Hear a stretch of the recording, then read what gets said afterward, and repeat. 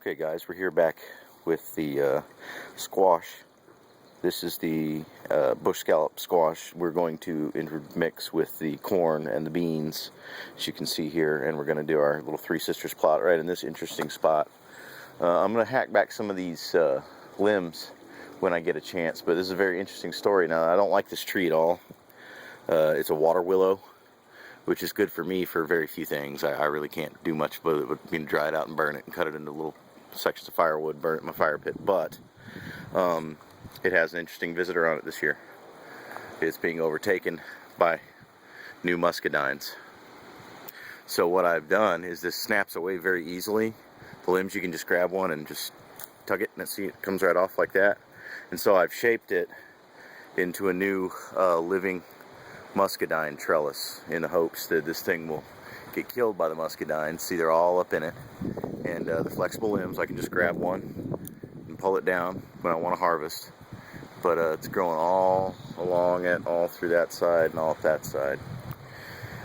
So I'll get started on this and we'll show you what we're done with it here probably in about 10 minutes. Okay guys, here it is. The Three Sisters. I've still got squash coming up along here. I just found 2 seedlings I probably ruined, but I've got enough for the patch to start. This is going to be for the first patch.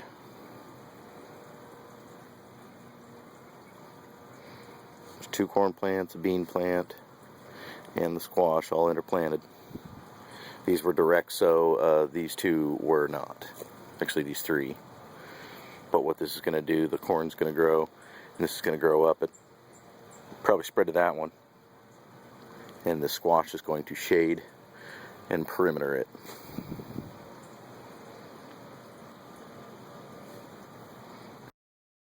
Okay, here we have this bed near the roses, and I don't know what kind of a tree this is, but I'm going to have to cut it down.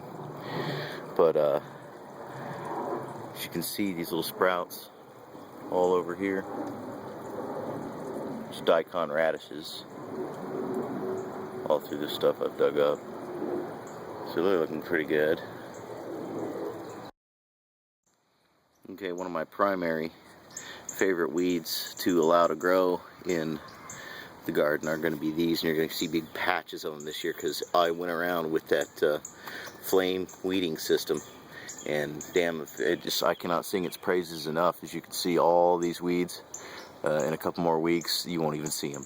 They'll be dead. As those ones right there are dead all along here. And I'm just going to turn this into fertile land. I'm going to till it up, and I'm going to probably put some of this here corn in the ground on it and see what it does. But the billy goat grass is going real good all over where I left it. These are sprouts of some kind, probably more daikon radishes. I've got to weed this area right here. The water mint patches are just doing absolutely marvelous. Some sweet, sweet, strong mint. Great for making a julep. And as you can see, all the withered leaves of all these weeds, I just cannot sing the praises of that thing enough. All along here, all those weeds were by that moisture, by the foses, gone. All this ivy's dying out, and not a single weed on those paths. Went around the beds too and did them, and as you can see, there's very, very few weeds the only ones I allowed to stay were edible. Let's see what we got here. I'm afraid to walk anywhere here because you can see all over there's little daikon radish sprouts and billy goat grass coming up. Yeah, like right there.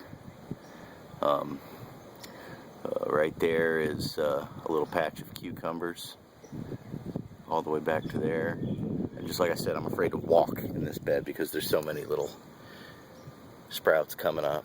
It's just going to be monstrous. Stuff like this I allowed to stay because it's just absolutely gorgeous wood sorrel. As you can see, it's getting a little flower on it. It's just absolutely gorgeous, and there's going to be just big lettuce-sized patches of them. Okay, here's an alternate method that we were using to do the Three Sisters. I'm going to add because squash plants grow so fast, I'm just going to go ahead and quickly sprout a couple of squash plants and get them prepared just in a triangle where I see as beans, corn, and then there's going to be a squash plant right there in that cultivated ground. And same here. Notice about how far they are apart. They're going to get all tall right here in the sunbed because it gets sun all day long. And we're going to see how that works. And we've got one in shade with a bigger plot, and we've got these two smaller ones. Okay, here's one of the beds, and over there in the corner is carrots. Those haven't got big yet, and the green you see right here is all kale. It's when it hits about 6 inches, I'm going to thin it out, and all what you see right here is some sort of weed. I'm going to have to obliterate it with the Inferno stick. But it worked over here, so that's what it's going to look like here in a couple days.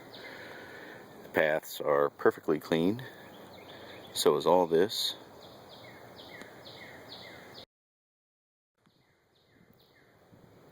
Here's a look at the corn rows coming up.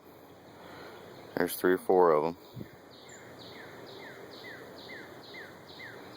And some of it has come in double, which is fine. I'll thin that with a knife when they get about calf high. But it runs all the way to there. I'm thinking this is a little too dark for it back in that corner. So, but these guys are getting nice and big very quickly. And all of our kale over here, as you can see, that's squash.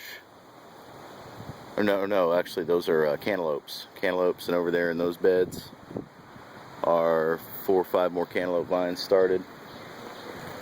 And our kale over here is going to be gone another probably week or so. We're going to thin it out and get a good bed going. And the onions are started. Doesn't look like much now, but it's going to definitely turn into something soon.